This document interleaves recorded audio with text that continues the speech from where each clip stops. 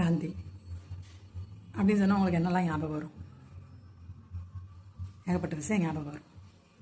ஆனால் கோட்ஸே அப்படின்னு சொன்னால் என்ன ஞாபகம் வரும்? காந்தி தானே ஞாபகம் வரும். அதே மாதிரி தான் சின்மயி அப்படின்னு சொன்னால் என்ன ஞாபகம் வரும்?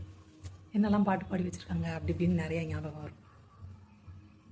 படக்குன்னு ஞாபகம் வராது, மற்ற விஷயம் பாட்டு பாடினது தான் ஞாபகம் வரும்.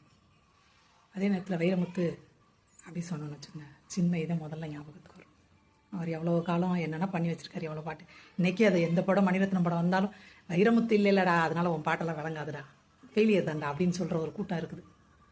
அந்த லெவலில் வைரமுத்து அவர்கள் கோலோச்சி இருக்கிறார். ஆனாலும் சின்மயி அப்படின்ற அந்த இப்போ இல்லை, இன்னைக்கு எவ்வளோ காலம் ஆனாலும் இது சேர்ந்தே வந்துட்டு வைரமுத்துனா சின்மயி தான் அப்படின்ட்டு. ஏன் இதை சொல்கிறேன்னா, அப்போக்கு இப்போ ஏதோ ஜுரம் வந்த மாதிரி அதை ஒரு இதாக எடுத்து பேச ஆரம்பிச்சிடறாங்க டாப்பிக்காக. அது கிட்டத்தட்ட ஒரு கசம்சா மேட்ரு மாதிரியே கொண்டு போகிறாங்க. யாருக்கும் எதை பற்றியும் தெளிவாக பேசவோ இல்லை தீர்வு காணவோ இஷ்டம் இல்லை.